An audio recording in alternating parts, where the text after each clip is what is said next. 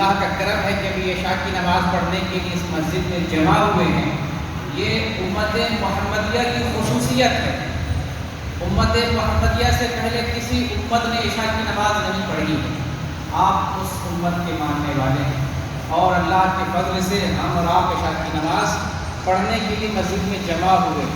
بہت سارے ایسے بھی مسلمان کہلانے والے لوگ ہیں، لیکن وہ بد نصیب ہیں، عشاء کے لیے مسجد میں حاضر نہیں ہو سکے۔ یہ ان کی بد نصیبی ہے کہ کہنے کے لیے وہ مسلمان ہے، کلمہ پڑھنے والا ہے، لیکن اس امت کی جو خصوصیت ہے اس سے وہ محروم ہے۔ یہ افسوس کی بات ہے، اور ہم آپ کو مبارکباد دیتے ہیں کہ مسجد میں عشاء کی نماز پڑھنے کے لیے آئے۔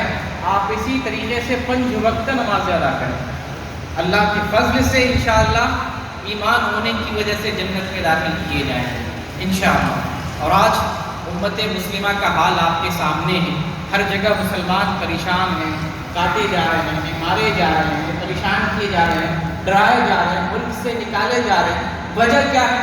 وجہ یہ کہ ہم مسلمان ہیں، وجہ یہی ہے، ورنہ کافر سے پریشانی نہیں، بدھسٹ سے پریشانی نہیں، مجوسی سے پریشانی نہیں، یہودیوں سے پریشانی نہیں، نصارہ سے پریشانی نہیں، مسلمان سے کیا پریشانی ہے؟ مسلمان بیچارے غریب ہیں، پیسے نہیں ہیں، کھانے کے لیے نہیں ہے، روزگار صحیح نہیں، بڑے بڑے تاجر نہیں ہیں، سارا پیسہ تو یہودیوں کے پاس، نصرانیوں کے پاس، ہندوؤں کے پاس، کافروں کے پاس ہے۔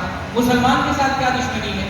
یہ اسلام کی دشمنی ہے، چونکہ اسلام ایک خوبصورت دین ہے، بہترین دین ہے۔